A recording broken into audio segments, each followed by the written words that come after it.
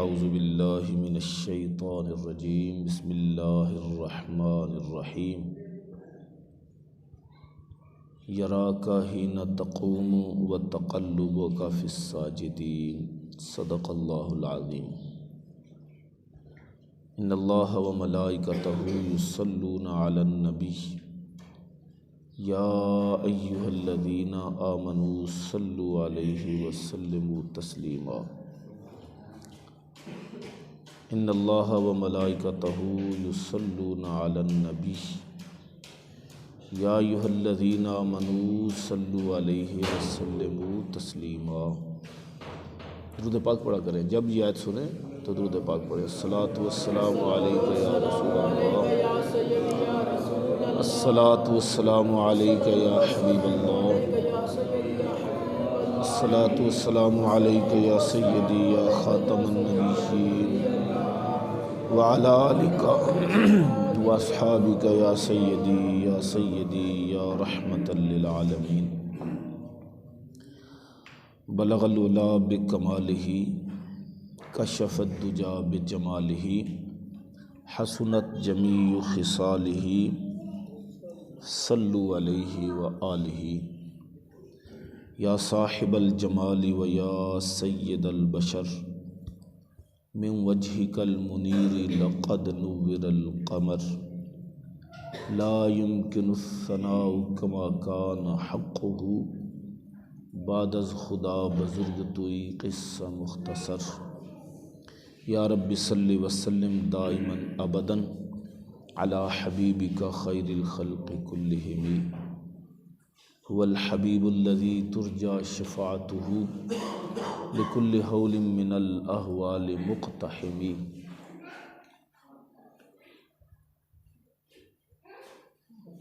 واجب الاحترام بزرگوں، محترم مکرم سامعین کرام، عزیز نوجوان ساتھیوں، الحمدللہ نبی کریم صلی اللہ تعالیٰ علیہ وسلم کے میلاد پر خوشی، اور اس خوشی میں محافل سجائی جا رہی ہیں، لنگر تقسیم کیے جا رہے ہیں، اللہ اور اس کے محبوب کا ذکر ہو رہا ہے، اور جو قرآن کریم نے ارشاد فرمایا تھا وَرَفَعْنَا لَكَ ذِكْرَكَ،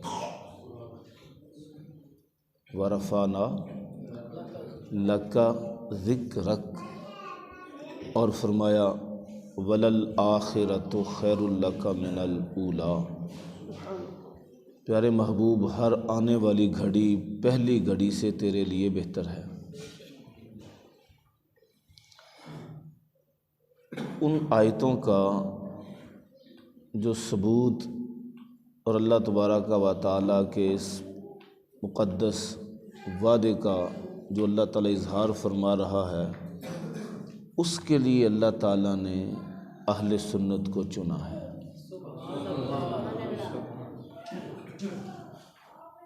اللہ تعالیٰ نے فرمایا انا نحن نزلنا الذکر وانا لہ لحافظون،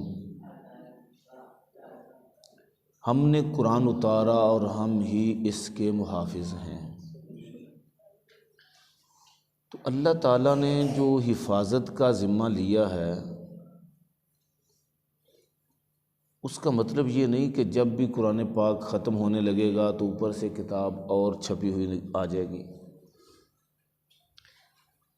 اس کا مطلب یہ ہے کہ اللہ تعالیٰ ایسے انتظامات فرمائے گا کہ قرآن پاک محفوظ رہے گا،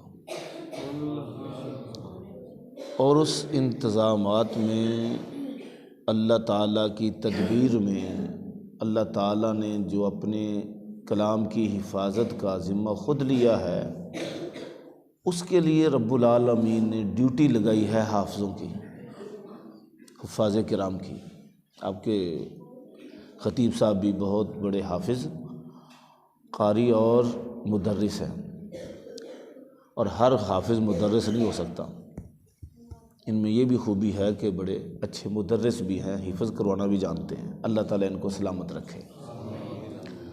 تو اب قرآن کریم کی حفاظت کا ذمہ اللہ تعالیٰ نے لیا، اس کا انتظام خود فرمایا، اور کیسے فرمایا؟ حافظوں کی ڈیوٹی لگا دی، اپنے بندوں کو کچھ چن لیا کہ بھئی تم نے یہ کام کرنا ہے، میرے قرآن کو یاد کرنا ہے اور اگلی نسلوں تک پہنچانا ہے۔ تو حافظ کی شان ہوئی، حافظ کی شان ہوئی نا۔ ایسے ہی اللہ تعالیٰ نے فرمایا محبوب آنے والی گھڑی تیرے لیے بہتر ہے، ہر آنے والی گھڑی، ہر آنے والی گھڑی، ہر آنے والی گھڑی۔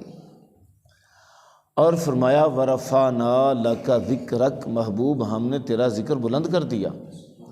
اب ذکر کی آواز کبھی آسمان سے آپ نے نہیں سنی، کبھی فرشتوں کی آوازیں آپ نے نہیں سنی۔ اب وَرَفَعْنَا لَكَ ذِكْرَكَ کہ ذکر بلند ہو گیا، اور ذکر ہوگا، بلند سے بلند ہوگا، بڑا ہی ذکر ہوگا، بڑا ہی ذکر ہوگا۔ اس کا مفہوم یہ ہے کہ محبوب تیرا ذکر بڑا ہوگا اور ہم کروائیں گے، اور ہم کروائیں گے۔ کس نے کروانا ہے؟ اللہ نے کروانا ہے۔ اور اس ذکر کروانے کا جو اللہ نے ذمہ لیا، اس کے لیے ڈیوٹی لگائی اہل سنت کی کہ اور کوئی ہمیں پسند نہیں ہے، اور کوئی ہمیں پسند نہیں ہے، ہم نے ان کو ہی ذمہ داری دینی ہے جن کو ہم پسند کرتے ہیں۔ یہ قرآن کریم کی میں آپ کو آیت کا مفاد بتا رہا ہوں۔ قرآن کریم کا فرماتا ہے جنگ تبوک میں، آپ کو پتہ ہے اس کو غزوہ ذات العسرہ بھی کہتے ہیں، تنگی کا غزوہ۔ کچھ حالات خراب ہو گئے، گرمی کا موسم، کھجوریں پکی ہوئیں، پتہ چلا کہ عیسائی بادشاہ نے، روم کے بادشاہ نے پروگرام بنایا ہے مسلمانوں پر حملہ کرنے کا، مدینہ شریف پر۔ نبی کریم صلی اللہ علیہ وسلم فرمایا کہ وہ یہاں آ کے لڑے ہمارے ایریے میں، نہیں، ہم وہاں جائیں گے، سب چلو، سب چلو۔ جو جنگ ہوگی جس میدان میں، وہ ہمارا میدان نہ ہو، ان کا میدان ہو، ہمارے ایریے میں جنگ نہیں ہونی چاہیے، سب چلو۔ اسی غزوہ میں حضرت ابوبکر صدیق اپنے گھر کا سارا مال لے آئے، حضرت عمر آدھا مال لے آئے، حضرت عثمان نے پورے لشکر کو تیار کر دیا۔ آج کل کے حساب سے لگاؤ نا تو کئی 100 ملین بنیں گے۔ اللہ اکبر۔ نبی کریم صلی اللہ تعالی علیہ وسلم تشریف لے چلے، تو جو منافق تھے نا، وہ حضور صلی اللہ علیہ وسلم کی بارگاہ میں آ کے عرض کریں یا رسول اللہ میری بیوی بیمار ہے، مجھے اجازت دے دیں، میں نہیں جا سکتا۔ کوئی کہتا ہے جی میرا بیٹا بیمار ہے، کسی کی بیٹی بیمار ہو گئی ہے، کسی کی طبیعت خراب ہو گئی ہے۔ اب جب نبی کریم صلی اللہ علیہ وسلم واپس تشریف لائے تو پھر بھی یہی وہ بہانے کریں یا رسول اللہ جانا تو ضرور تھا لیکن بس طبیعت خراب تھی۔ جانا تو ضرور تھا آپ کے ساتھ۔ قرآن کریم کیا فرماتا ہے؟ قرآن کریم فرماتا ہے کرہ اللہ انبعاثہم، یہ مت سمجھیں کہ یہ نہیں گئے، یہ منافق مت سمجھیں کہ یہ نہیں اٹھے، یہ نہیں گئے، بلکہ اللہ نے ناپسند کیا ان کا آنا، اس لیے ان کو توفیق نہیں دی۔ اور لفظ بھی قرآن نے فرمایا ہے کارہا، ان پر بھی ذرا غور کریے۔ کارہا، کارہا کا ایک ہے پسند نہ کرنا، ایک ہے پسند نہ کرنا، پسند کرنا، پسند نہ کرنا، اور ایک ہے نفرت کرنا، ناپسند کرنا، اگلا درجہ ہے نفرت کا۔ قرآن کہتا ہے کرہ اللہ انبعاثہم، اللہ نے نفرت کی ان کے آنے سے، اس لیے ان کو وہیں رکھا، نفرت کی ان سے، ناپسند کیا کہ یہ آئیں، اس لیے ہم نے ان کو توفیق نہیں دی، یہ دور ہی رہیں۔ اللہ تعالیٰ نے اہل سنت کو اس کام کے لیے چن لیا کہ میرے محبوب کا ذکر تم نے کرنا ہے۔ ہم ان کو صرف یہ نہیں کہ پسند ناپسند، بلکہ ہم تو ان سے نفرت کرتے ہیں، ان کی زبان ہی اس قابل نہیں ہے کہ میرے محبوب کا ذکر کریں۔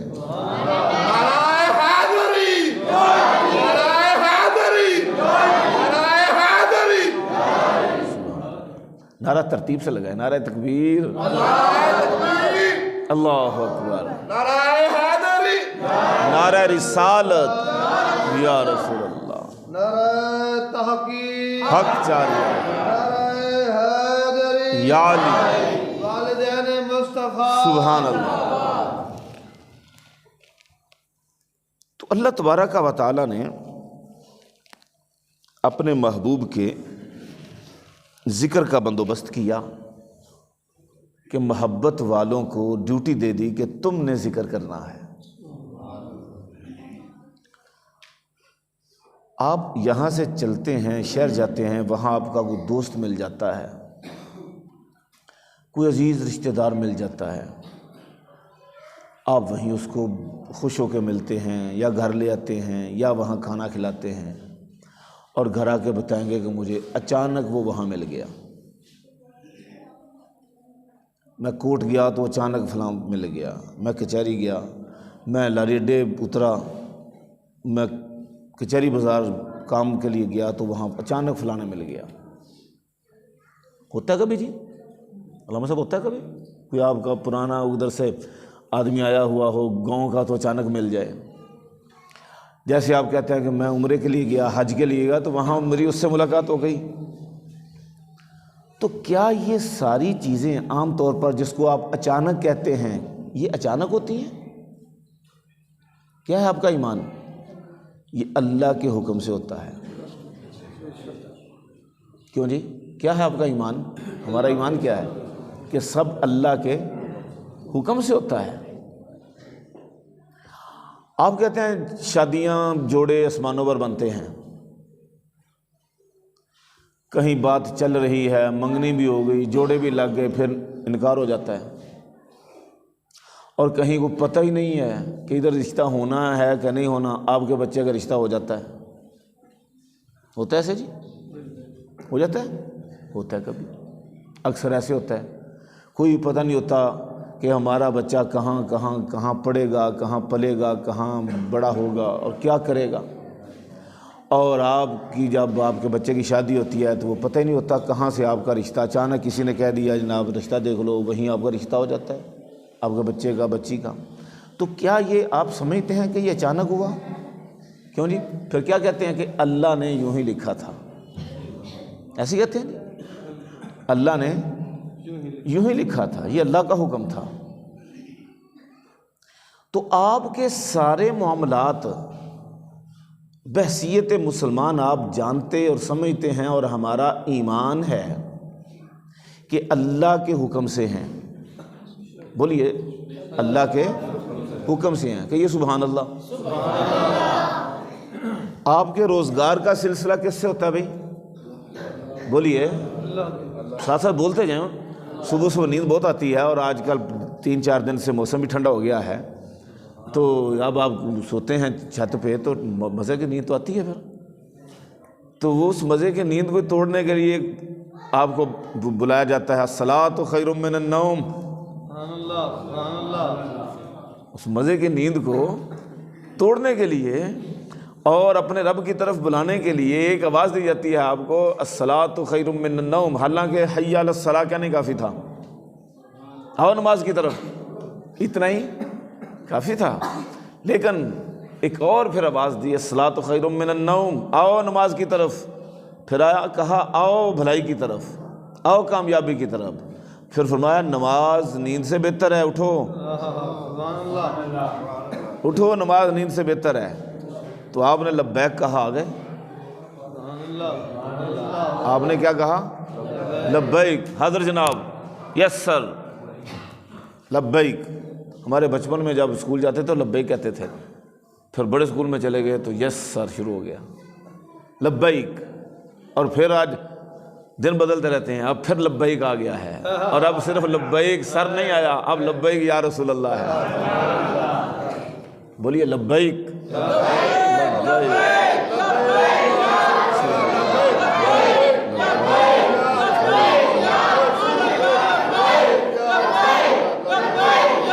سبحان اللہ سبحان. اب آپ بتائیے کہ یہ کیا سارا اچانک ہے؟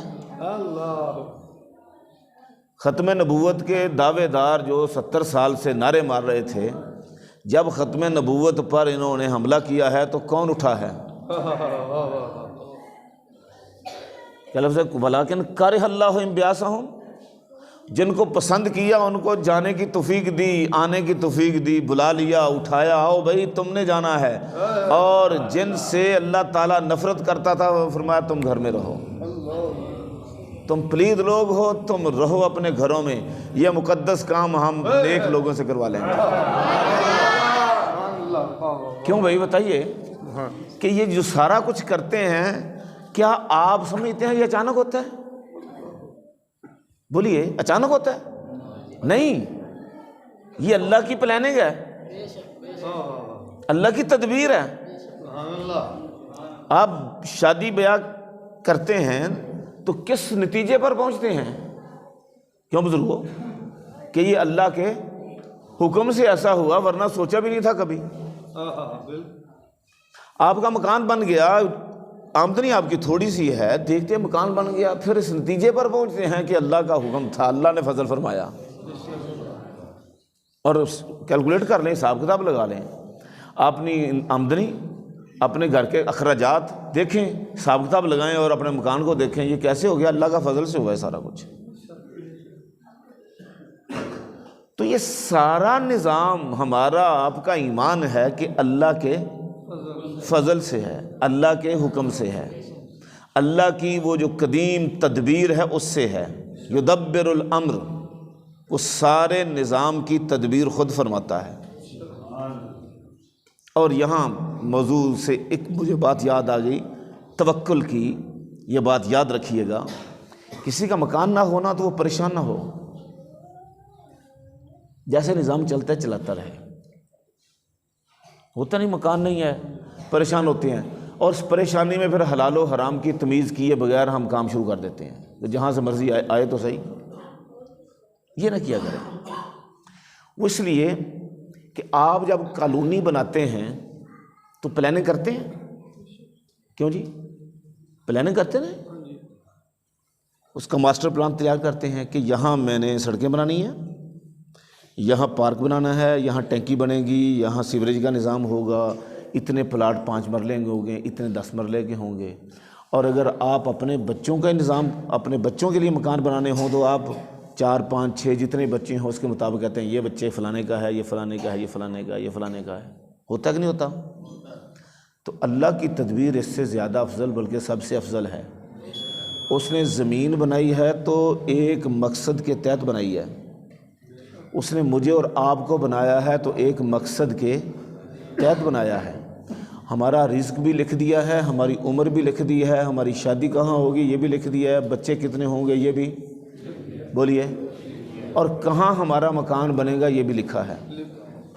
اس لیے آپ کو پریشان ہوتے ہیں. وہ پلاننگ آنے دیں, ہم کہتے ہیں نہیں نہیں کل نہیں آج ہی آئے, اور وہ جو آج کا شروع کرتے ہیں نا وقت سے پہلے وہ کام خراب ہوتا ہے. آپ انتظار کریں, آپ کا سب کچھ لکھا ہوا ہے.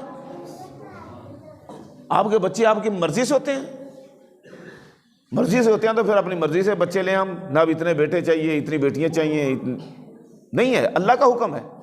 تو جب سارے معاملات میں ہم کہتے ہیں اللہ کا حکم ہے تو مکان بنانے میں کیوں پریشان ہوتے ہیں؟ وہ بھی کہیں اللہ کا حکم ہے, جب اللہ تعالیٰ فضل فرمائے گا ہو جائے گا. تو یہ سارا نظام کس لیے ہے, کس طرح ہے؟ اللہ